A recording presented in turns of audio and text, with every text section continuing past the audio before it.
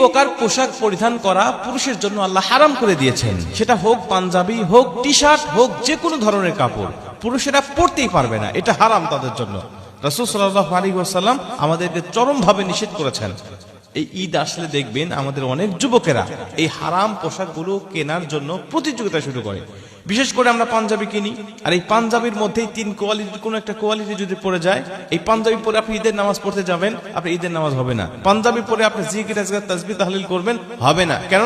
কারণ ওটা হারাম পাঞ্জাবি, ওটা হারাম পোশাক। ওই হারাম পোশাক পরিধান করে কোনো ইবাদত আল্লাহর দরবারে কবুল হবে না।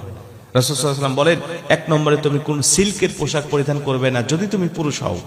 পুরুষেরা সিল্কের পোশাক পরিধান করতে পারবে না, রেশমের কোনো পোশাক পরিধান করতে পারবে না। এটা নবীজি হারাম করেছেন, নবীজি আমাদের নিষেধ করেছেন। ঈদ আসলে দেখবেন যত দামি সিল্কের পাঞ্জাবি পরা যায়, যত দামি সিল্কের টি শার্ট পরা যায়, যত দামি কাপড় পরা যায়, ততই যেন আমরা ঈদটা যেন আমার ভালো কাটবে এটা মনে করে নিই। প্রিয় ভাই, রাসূল সাল্লাল্লাহু আলাইহি ওয়াসাল্লাম যেটা নিষেধ করেছেন সেটা থেকে বিরত থাকাই হলো মুমিনের একমাত্র লক্ষ্য। 2 নম্বরে কোনো টকটকে লাল পোশাক পরিধান করা কোনো যুবকের পক্ষে, কোনো পুরুষের পক্ষে শোভনীয় নয়। এটা রাসূল সাল্লাল্লাহু আলাইহি ওয়াসাল্লাম নিষেধ করেছেন। কেউ কেউ এটাকে হারাম বলেছেন, কেউ এটাকে মাকরুহ বলেছেন। তবে যেটা টকটকে লাল, যেই লালের মধ্যে কোনো মিশ্রণ নাই, কোনো কালারের মিশ্রণ নাই, শুধুমাত্র লাল এবং টকটকে লাল, এই লাল পোশাক পরিধান করা থেকে বিরত থাকা এটা মুমিনদের জন্য উত্তম হবে। এটা আমরা পরিধান করব না। 3 নম্বরে হলুদ, একেবারে হলুদ, টকটকে হলুদ, এই হলুদের মধ্যেও কোনো মিশ্রণ নাই।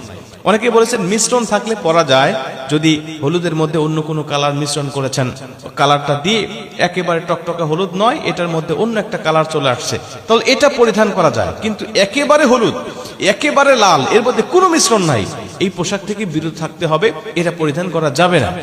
যদি মনে করেন কেন যাবে না, কেন আল্লাহ এগুলো হারাম করলেন, মনে রাখবেন আল্লাহ পাক কেন হারাম করেছেন এটা আল্লাহ পাক ভালো জানে। কোন কর্মচারী যদি মালিককে বলে, আপনি আমাকে কেন ওই কাজ করতে নিষেধ করলেন, আমি এটা করব, কেন নিষেধ করলেন আমাকে বলেন। কর্মচারী যদি মালিকের কাছে কৈফিয়ত চায়, ওই কর্মচারীর চাকরি থাকে না, তার চাকরিটা ক্যান্সেল হয়ে যায়। ঠিক তেমনি ভাবে আল্লাহ আমাকে হারাম করেছেন, ওই পোশাক পরিধান করা যাবে না।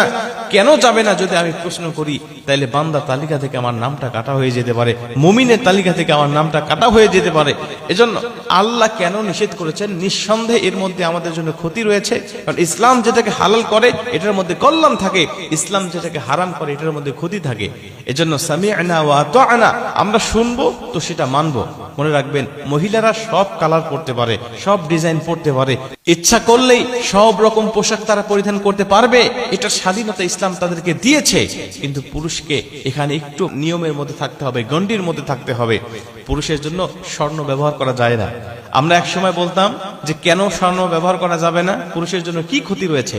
1450 বছর আগে নবীজি যখন এই কথা বলেছিল, তখন মানুষের মাথায় ঢোকে নাই যে নবী কেন স্বর্ণ পরিধান করা পুরুষের জন্য নিষেধ করলেন।